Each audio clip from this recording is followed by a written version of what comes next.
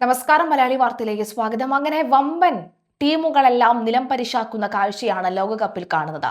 ഇനി അർജന്റീനയാണ് ബാക്കിയുള്ളത്. അടുത്ത കളിയിൽ അതറിയാം. തുടക്കവും ഒടുക്കവും എല്ലാം ആവേശം നിറഞ്ഞ സെമി പോരാട്ടത്തിൽ ഫ്രാൻസിനെ ഏകപക്ഷീയമായ 2 ഗോളുകൾക്ക് തകർത്ത് സ്പെയിൻ ലോകകപ്പ് ഫൈനൽ പ്രവേശിച്ചു. 2010 ചാമ്പ്യന്മാരായ ശേഷം ഇതാദ്യമായാണ് സ്പെയിൻ ലോകകപ്പ് ഫൈനലിൽ കടക്കുന്നത്.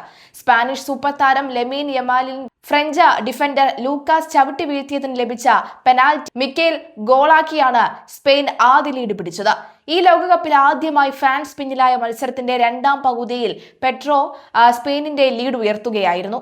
മത്സരത്തിന്റെ ആദ്യ മിനിറ്റുകളിൽ ഫ്രാൻസിന്റെ മുന്നേറ്റമാണ് കണ്ടത്. സ്പാനിഷ് ബോക്സിലേക്ക് തുടർച്ചയായി ഫ്രഞ്ച് പട കടന്നുകയറിയെങ്കിലും ഗോള് കണ്ടെത്താൻ കഴിഞ്ഞില്ല.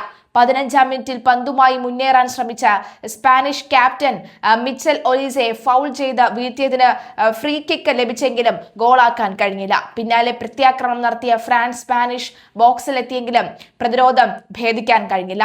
20ാം മിനിറ്റിൽ ഫ്രഞ്ച് ബോക്സിലേക്ക് മാർക്ക് കുക്രയിലെ നീട്ടി നൽകിയ ക്രോസ് സ്വീകരിക്കാൻ ഓടിക്കയറിയ ലെമീൻ യമാലിനെ ഫ്രഞ്ച് താരം ലൂക്കാസ് ചവിട്ടി വീഴ്ത്തിയതിനെ തുടർന്ന് ലഭിച്ച പെനാൽറ്റിയിലാണ് മിക്കേൽ ഒയർസബാൽ ഗോൾ നേടിയതോടുകൂടി സ്പെയിനിൽ ഫ്രഞ്ച് ബോക്സിലേക്ക് തുടരെ ആക്രമണം അഴിച്ചുവിട്ടു.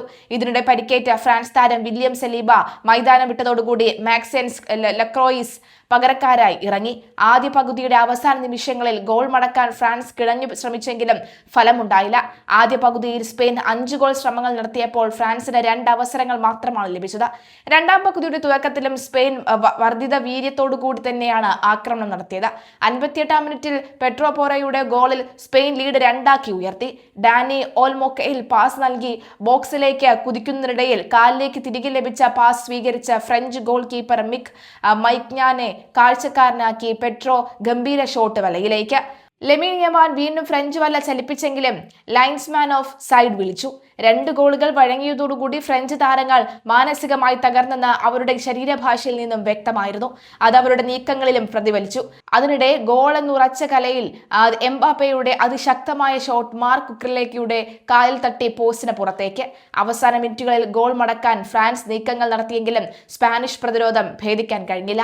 ഇതോടെ തുടർച്ചയായ 3ാം ഫൈനൽ ലക്ഷ്യമിട്ടെത്തിയ ഫ്രാൻസിന് നിരാശയോടെ മടക്കം.